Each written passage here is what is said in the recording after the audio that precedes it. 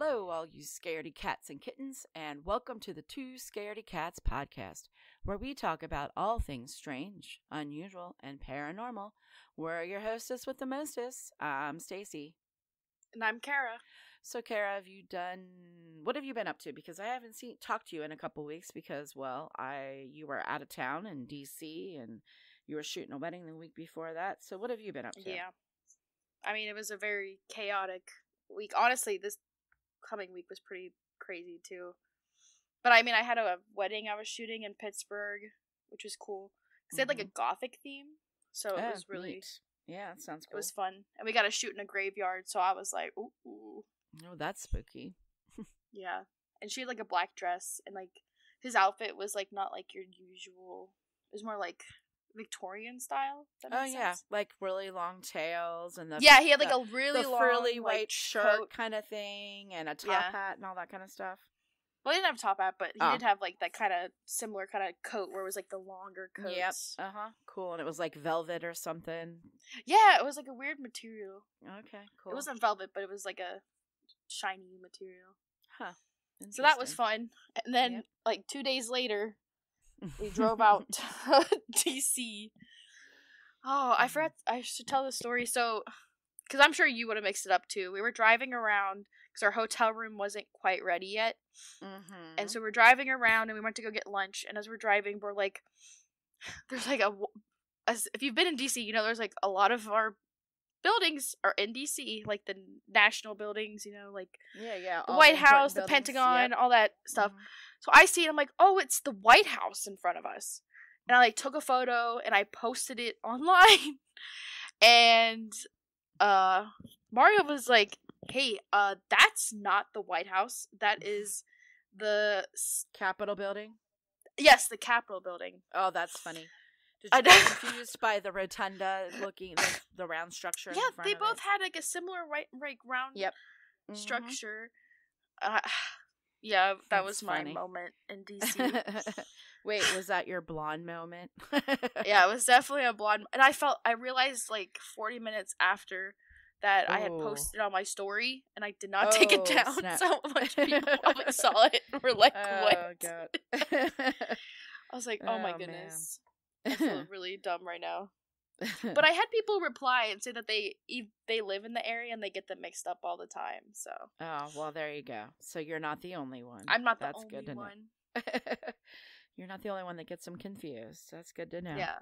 So then I had that event in DC, KatsuCon. Mm. That was a fever dream. I was extremely busy at that convention. Like, by the time I was done the day, I was like, all right, I'm ready for food and then going to bed. There was not much time for play. I had like 51 photo shoots. Oh my god. Which is an insane amount. That is insane, yeah. A normal amount I would take at a con would be like 25. It's like double. You're insane, double girl. What, like a normal-ish workload. I mean, I made it through, barely, but we also got to do photos in the MGM because it was decorated for the Year of the Dragon. That Year of the Dragon stuff was really cool. I saw some of your really stuff. Cool. That I know. I'm like, oh, I'm dying. I wanted to be there so bad. That looked really neat. So in case everybody doesn't realize, or I'm sure we've talked about it before, but you know, we should always plug Kara and her work.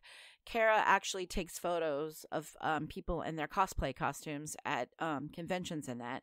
And she also does shoots around Columbus and that. You should check out her Instagram and all that because she's always doing different shoots. In fact, don't you have one coming up that's pretty cool around Mother's Day with wolves. She's doing one with like real life like wolves. We get to see some. I'm renting a wolf for a photo shoot. That's pretty cool. And then in April, we're going back to the Carrie furnaces. Well, I am at least. Yeah, I can't, unfortunately, because I'm going to be on vacation. Otherwise, I would totally it's like because I actually just talked to them earlier because they wanted to reconfirm, make sure the photo shoot was good.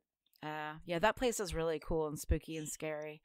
But, yeah. So I guess they're having an event there at the same time.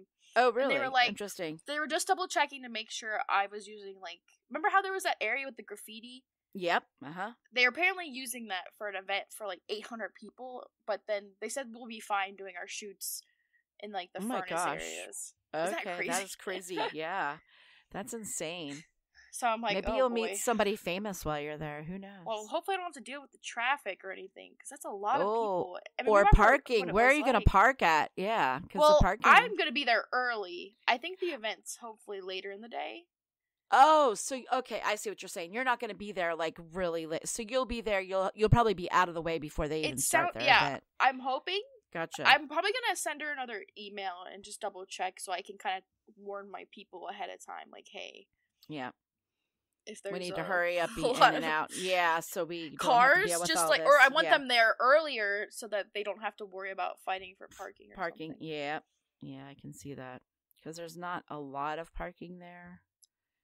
I'm like, so how are these people getting there? Are they busing them in? They have to be busing them in. That's the only thing I don't know where, because that lot wasn't that big from what I remember. Right, but if you remember though, it was like a park. So I wonder if they're like meeting at a different part of the park. Like it continued but on the other side. Remember, I guess that's she was true. Like, so maybe they're busing them in from a different area of the park to that particular area where the actual furnaces are. Who knows? Yeah, maybe I'll see a ghost while I'm there. Remember? Maybe you will. I know. So that'll be fun. Yeah, let me know. Meanwhile, me and Dad are doing God only knows what because he's being very secretive about it. So all I know is it's somewhere that we can drive, and it's probably in the woods. He said it's very secluded. So I'm like, oh great. So we're either gonna get eaten by something, or we're gonna be like on the news for being axe murdered or something in the middle of the woods. So I'll keep y'all posted if I figure it out or after I go. But for right now, I have no idea where we're going. But interestingly enough, I have a story, and this is kind of funny. So me and Dad were hiking, Sunday, because it was really beautiful out, and, I wanted to go out. I was going nuts. So we went to the park, and we're walking around there, and all of a sudden, I hear, there's not a lot, okay, to get everybody in the mood. So it was later in the day, like, about 5 o'clock. So the sun was going to be setting soon, and there was not a lot of people around because, it was getting later in the day and the sun was starting to set. So we go in the woods. There was another couple in front of us. That was fine. They were like way ahead of us.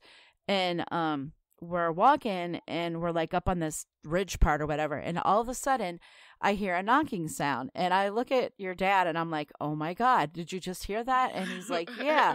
And I'm like, that is a freaking knocking sound if I've ever heard one. It sounds like somebody's like knocking. And he's like, no, it's just somebody shooting off a gun somewhere and we can just hear it, reverberating. I'm like, no, listen to that. It is knocking. So we're walking along. Okay. And now remember, this is like a pretty secluded part of the woods. So there's nobody around and it's just, all these trees and stuff. And I'm looking for, I'm thinking, oh my God, it's Bigfoot, and he's a big dude. So I should be able to see some big beast, wandering around. So I'm looking everywhere. All right. There's no deer. There's no, there's nothing that looks like it could be Bigfoot. But I happen to start looking up in the tree line and I'm like, what is there's something, it's like right over my head now. I can hear it clearly making this knocking noise. I am like, what is it? It's going to drive me nuts until I figure this out. So I'm looking there and all of a sudden I noticed what it was. It was a goddamn woodpecker that was pecking on this tree that must have been hollow because, it's been there forever. And it sounded like it was knocking, but it was actually just, trying to get the bark off to get to the little bugs that were underneath. But I swear, as my witness, it sounded like knocking. I'm going to post a video later on Instagram that I took of it because I actually, after I figured out what it was, I took video of it. But I was so mad because it sounded like, somebody was legit knocking. But it was just a stupid woodpecker. So people, when you're in the woods and you hear a knocking noise, don't automatically assume that it's Bigfoot or some other strange creature because it could really just be a stupid bird. Always assume it's always Bigfoot. Right. I know. So your dad's you're nuts. I'm like, I am not nuts. If Kara was here, she would totally understand and totally get me. Because I've heard Bigfoot tree knocking before, allegedly. Obviously, I know, but I had multiple sources around the same area, like in different spots, which is why I was like, oh. I know, and it sounded like that noise that I've heard it from watching shows and stuff too. Yeah, you can watch shows and they have and they have the noise. Yeah, and it sounded just like that, Kara. I was so excited. I'm like, oh my God, I'm finally going to meet Bigfoot. But no, it was just a stupid woodpecker. I'm like, I am so done today.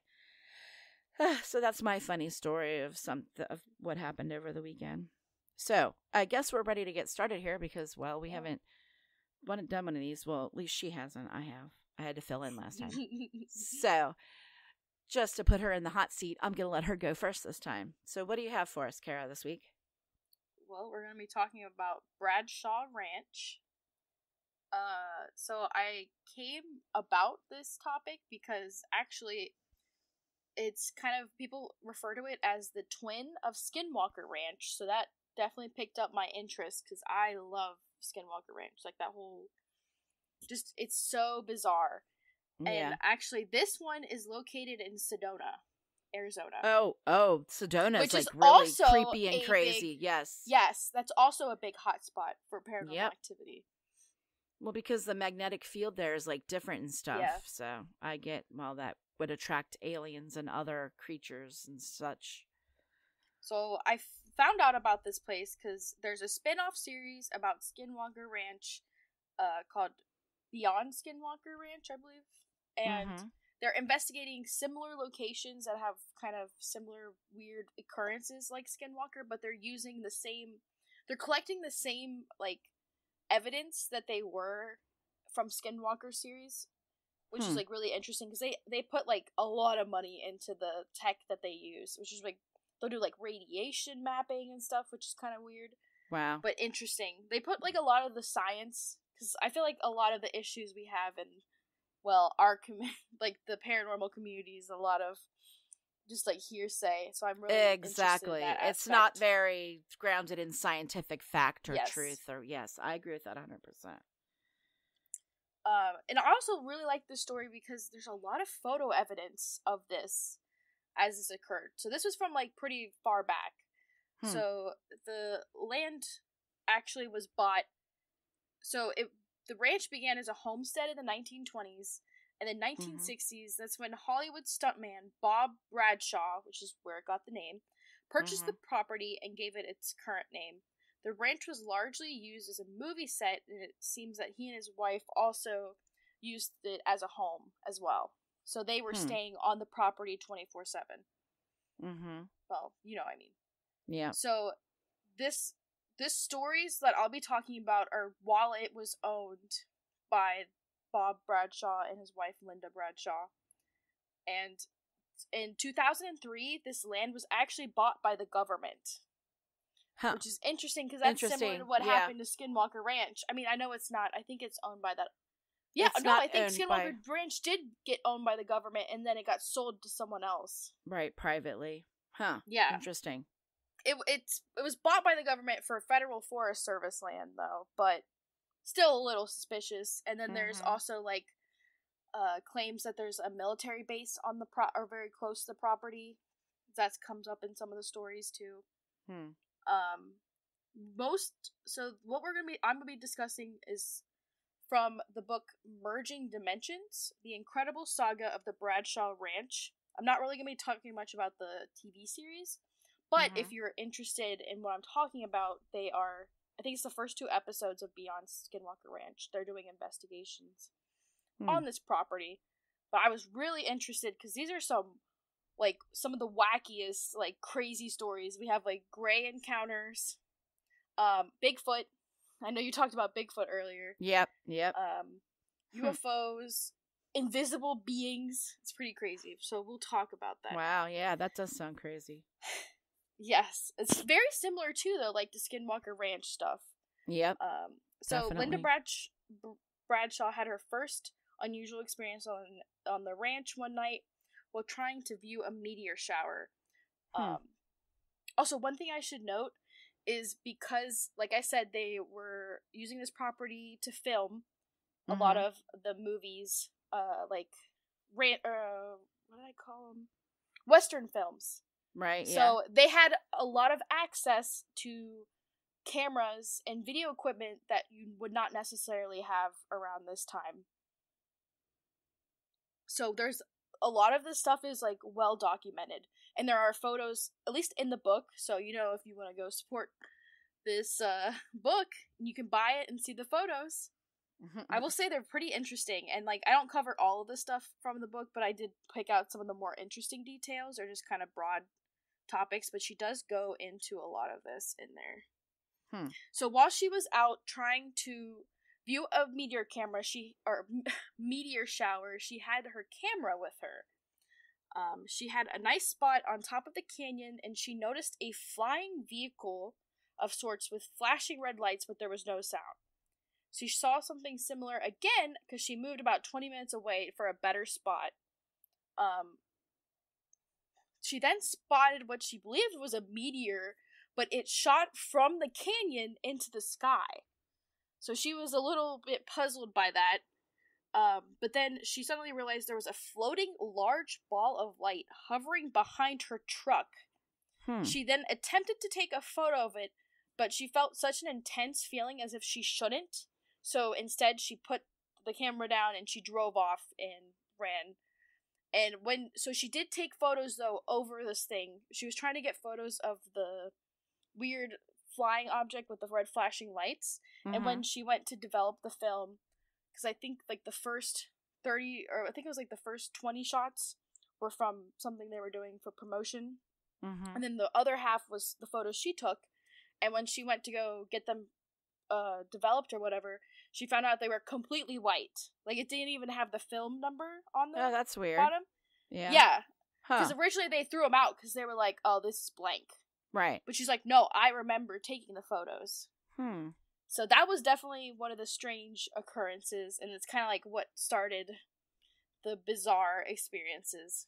So Linda would spend a lot of the time on the ranch attempting to capture these light entities on camera. So there's so many like photos of her like trying to capture them.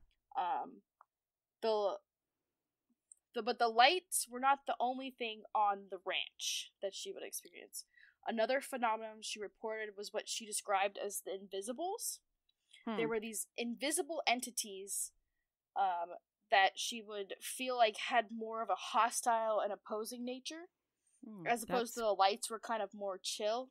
Like I said, the story is very... That is like weird and creepy. I don't know about you, but having invisible about these things, Yes. So when she would take photos of these invisible entities, they would always appear as a bright light when they would develop the film, but there was literally nothing there. Oh, that's weird.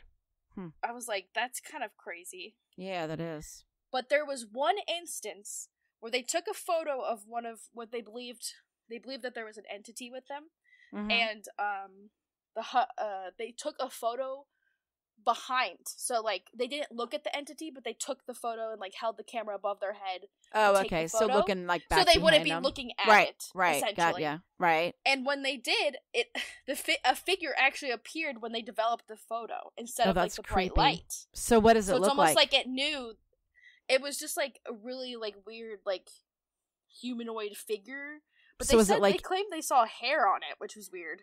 Really? Oh, I would have thought it would have been more alien looking, honestly, just based off of where they're located now. Like, I don't think it was human, but like they could tell, like, could see like strands of hair in the photo. Oh, that's creepy. It's very hard to like tell. I was looking at it and stuff, but it was definitely different than like her usual experiences with these entities.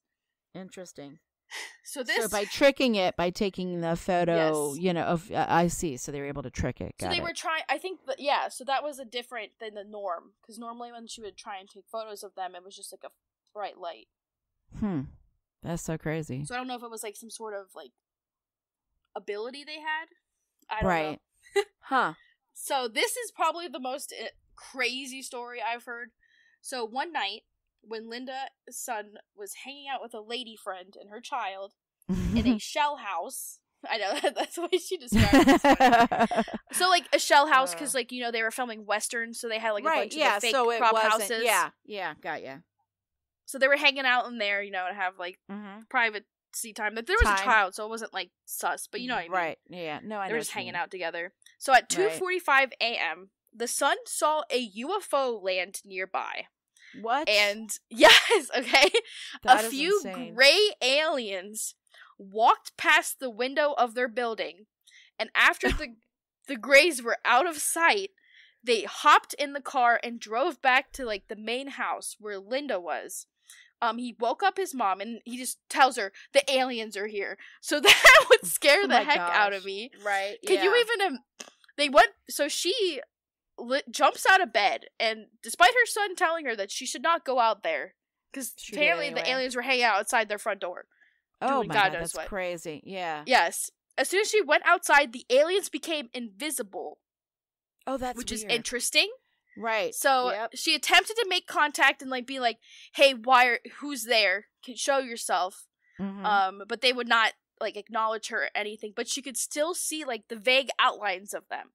Huh. Like, you know, like when they show like invisible things on like media. Yeah. That's what she claimed that they look like. That's crazy. So she told them to leave, and they eventually did. So they didn't go to bed because, you know, that's a pretty scary thing. They're all, but in the morning, they went, when it was like light outside and they felt comfortable, they went, I mean, I don't know if they felt comfortable, but you know what I mean? Like, with the light of day, you're a little bit less scared. Right. They went outside to see what evidence they could find, like if there was any tracks from them. And while they were looking around, the son had a camcorder, and he was looking at, like, out at something. And he noticed there were a bunch of, like, domestic pigs, like farmland pigs, but not, like, pigs that would be in the area. And he thought that was really weird. And he tried to, like, be like, hey, like, why are there pigs here? That's not normal. Like, there's wild pigs, but not, like, those were clearly domestic pigs. And they should not be around this area at all. They would know. This is their farm. They would know what's on their ranch. Yeah. They would know what kind of animals are on there. But no one else could see them. Unless they looked through the viewfinder of the camcorder. Whoa. Let's stop for a minute. Let's unpackage that. Yes, they were. So you're telling me the pigs were invisible to everybody except for them? Oh, that is nuts. Yes. But unless you look through the camcorder, it was not visible to the naked eye. That is so weird. So that's still weird, right? This all happened in like the same like day, which is crazy. And it gets even more insane. Like as long as it's already pretty crazy. So they're like, okay, so they keep looking around, see what else they could see, like not with the naked eye, but like through the camcorder. And while they're doing this, the child, who I think they said was 7 years old, the child claims that they saw a dinosaur. And then the mother and Linda were like, what? So they went to go investigate and see where the child was. And when they went, they did in fact see like a lizard like tail, and it was like hiding in a bush. Nuts. I told you this area is crazy. And she said it was like based on descriptions of multiple people, the people there, they claimed it was like a 5 foot tall, and it was like a dusty brown color. Nuts. And she's like, oh, there's reptilians. So now there's reptilians here, alleged. Right. Well, this is all alleged, but this is a pretty crazy story. So now they have reptilian creatures running around too. Nice. We've got it all. We've got reptilians, we got greys. And let's not forget Bigfoot too. So one day, Linda discovered a Bigfoot print on the property, which I guess he's known to be around this area, according to people she talked to. But her son actually ended up recording a video of Bigfoot on the camera, and there was a UFO also in the video. Okay, so are you sure it's not the UFO projecting an image of Bigfoot? Yeah, well, I mean, there's a lot of correlation, though, between Bigfoot and UFOs, so I don't know where the connection is. It's like high strangeness occurs when those two are in the same area, Yeah, and then, as if all this other stuff's crazy, this is also pretty crazy. So the son, Victor, he left for a short hike around 7 a.m., and he should have been back by 9. It was like he didn't bring anything with him. He was just kind of like hiking around the property. By noon, Linda was a little concerned because he had not returned. When it became around 5 p.m. and there were no signs of him, they began to search around the ranch, and they could not find him at all. So they ended up going to bed after like searching most of the day. She got a phone call at 3 a.m. From her son, and that he needed to be picked up. Okay, he was in a town 15 miles south of them. Isn't that crazy? That is weird. So he explained that as he was hiking in the morning, all of a sudden it was nighttime. That is so weird. It's a missing time. Yep, missing time. It's like missing 411 case. And when he realized he was in a strange, unfamiliar like setting at all, because he was 15 miles away from where he was supposed to be. That is insane. And when he found a river, and he started following the river because you don't want to be out in like the desert at night by yourself. There's so many like crazy animals, so it's a miracle he honestly survived. Dang. He found his way to a convenience store, and that's how he called his mom. That is nuts. Yeah. But that's what I have for some of the crazy occurrences. And, like, they have a lot of photos from this in the book, which is really interesting. But do they have pictures of the dinosaur in the book? The what? Do they have pictures of the dinosaur in the book? No, I don't not see any photos of the dinosaur. Oh, okay. Dang it, I want to see the dinosaur. I was like, a dinosaur after they interacted that would with be kind of great cool. aliens and invisible pigs? What? Yeah, right? Do they have any pictures of the invisible pigs? Not in the book, I don't think. But there was like other stuff cool from the like entities and like a lot of photos of other stuff. I don't know. It was a pretty crazy did she story. have a picture of the alien though that they took from like, not looking at it? Yeah, and using the camera to we take don't know what it is, Oh. but they call them the Invisibles. Oh. We're not sure if those are also aliens, but the aliens can also turn invisible. Oh, okay. Invisible. But we don't know if they're all connected. We don't know. Right. But you see why this is like almost weird. Skinwalker Ranch territory with how like bizarre, crazy it is. Yep. But yeah, if you want to check out the book, so many different layers. It's Merging Dimensions: The Incredible Saga of the Bradshaw Ranch, by Tom Dongo and Linda Bradshaw. So it was like the wife that wrote the book too. So it was for her accounts and everything. Well, I was gonna say it was all her stories, so I can see why she would have helped write it. But it was definitely a crazy story. The more I read into it, I was like, "Oh, this is definitely." But yeah, if you're also interested, check out the Beyond Skinwalker Ranch. The first 2 episodes cover this. So if you're curious what it looks like or the area, there you go. All right. Well, what do you have for us? Because that was a lot to follow up, I'm sure. Yeah, that was a lot to unpackage there. Wow. Yeah.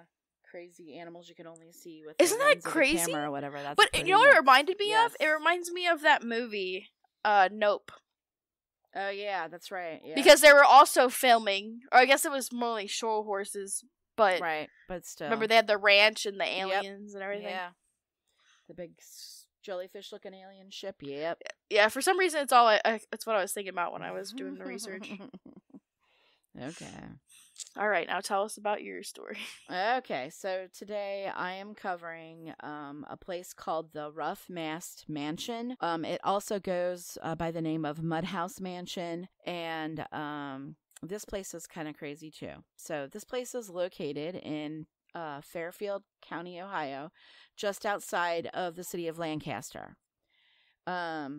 And that's where the Mudhouse Mansion sits. It is said to have been built sometime around the 1850s based off the architectural style of it, because it's a very particular type of architectural style that they built only during that time period. But there's a bunch of rumors that are surrounding this place, including this particular story of a government official that still kept slaves on the property long after the Civil War had ended, and would lock them up at night. So the story with this goes that during the Civil War, which started in 1861, the Ruse, who owned the property at the time, fled their house to go live with relatives because they didn't want to be there in the middle of all that. I mean, which is understandable. So during this time, Ohio used the property to house officials.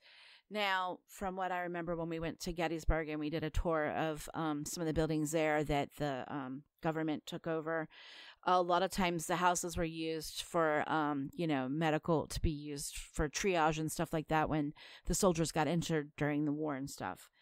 So, and your house was like a mess. By the time people got it back, furniture is broken. They were using it to, start fires and stuff. And there's blood everywhere. And it was just crazy. But anyway, so according to the legend, an official kept these slaves on the property. They were locked up in outhouses on the property. There's several other buildings on this property, and in these outhouses and stables is where they would keep these slaves. The official supposedly was abusing the slaves on a regular basis. So one night, one of the slaves, after they had been locked away, decided that he was going to get out of there. So he ended up digging himself out with his hands, by the way, and all the other slaves that were in his particular area with him, and they all got out. So the slave ends up going into the house and ends up killing the officer who had been beating him on a constant basis, and his family. Yeah. So as it turns out, though, the slave ended up dying from the wounds that he got from trying to, take out this officer and his family, and he ends up dying inside the mansion. So it's said that you can see the slave running around the property at nighttime. Like, you can see him, running around checking the property and stuff, and I guess trying to get away or whatever. So that's one of the stories about the property. But there's also another story or legend about the property. So the Ruiz, they returned home in it was like 1964. So they returned home shortly after the Civil War had taken place. And they started fixing up their home, and they even expanded it. So, they had made it more grander than it already was. So they ended up selling the property, though, in 1892 because it began to be too much for them, and they couldn't afford it anymore. And this is where our story, the main story that I wanted to, that was really crazy that happened there. So the legend says that a new family moved in. Now I couldn't find the name of the new family. Nobody really knew the name of this new family that moved in. But they entered the house, and it said that they never left it. So in the 1930s, after the last box was moved into the home of the new family that moved in, nobody ever saw them outside again after move-in day. So after like a couple days had passed, there was a neighbor that lived next door that got very curious about these new people that moved in because, nobody had seen them outside at all since they've moved into the home. So she would go out walking, okay, and she'd walk past the house, and she would walk up to the porch and peer in the windows of the home. And she said that, she was beginning to get worried because she didn't see anybody in the home when she was looking around. But she happened to look up onto the second story, and she did notice that there was a lady up there looking back down at her. So, being what neighbors were back then, she felt all awkward and, embarrassed because she had been caught, snooping around their property. So she hurried up and she ran off the porch and then went back to her house. So she was really curious about this because, like I said, nobody had seen these people outside. They'd been moved in for a week now. Nobody had seen them. Usually you'd see, and it was a family of 5. They had 3 kids. So you thought, the kids would be outside playing with the other neighborhood kids or, whatnot. But no, nobody had seen them. So the lady decides she's going to walk by the house again because she's curious. So she walks up to the porch again. She peers in the window. She doesn't see any movement inside on the first floor. So she backs away and she looks back up at the house again, and she noticed that same lady is there staring at her again out that same window. So she kind of gets a little nervous and feels embarrassed again, and she scurries on home. So this went on for like 7 days, okay? This lady would go over every day and peer in all the windows like a Karen, to see what's going on and be nosy. And then she'd scuttle on back to her house. Well, by the time the 7th day had rolled around, and all, how the town gossip is. I mean, back in those days, everybody's gossiping with one another about what's going on in this house. And nobody had seen any of these neighbors that moved in. So she decides to get the police involved. So she ends up calling the police. Now, I should mention before I finish my story here about about what happened to this family, is this place before the Ruiz, before they had lived there or whatever, there was like a bunch of tunnels and stuff that were inside, that were built, that this home was built on top of, and that led to different areas. And they said that sometime back then that a lot of bootleggers and all that kind of stuff was going on, and the mafia and like that kind of stuff, mobsters and stuff would use the place. So there was like a lot of nefarious stuff that went on with their property before they lived there. So anyway, back up to the family that nobody has seen since they moved in, like 7, we're on 2 weeks now. So the lady called the police. So the police come and they break into the house, obviously, because nobody's answering the door when they're banging on it. So they went into the house and they found this staircase that not only a staircase, they found a bunch of hidden passages inside the home, like down in the basement and that. And they found a hidden staircase underneath, or one of the hallways in the home. And they went up to the staircase and they found a hidden room at the end of the staircase. And inside of the room, they discovered the bodies of the 5 family members hanging from the rafters. And all of them were wearing long white gowns. Now, interestingly enough, when they got into there and they found the family, hanging from the rafters there, the lady of the house, who, by the way, her name was Mary, happened to be facing the window outside that the neighbor kept noticing the lady staring at her from the window.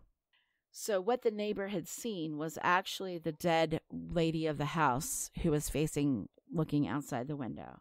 Now, people say that this Mary is the one that brought the renewed interest in the Bloody Mary legend. And they think that she killed her family and hung them up and then killed herself. So the house remained vacant until the family known as the Hartmans purchased it in 1919. And from 1919 on up till today, that family has owned the house. Now, interestingly enough to note that the original owner of the home of the Hartmans, he died in the house. The mom died in the house, and then they ended up gifting it to the daughter. And then the daughter had some of her family members die in the house. And after that, after her mother died, she refused to live in that house at all. The house sat vacant for I want to say 40, 50 years. Nobody lived in it. And it got so bad and in such disrepair that there was no way you could fix it because it was, structurally unsound. They ended up having it demolished in 2015.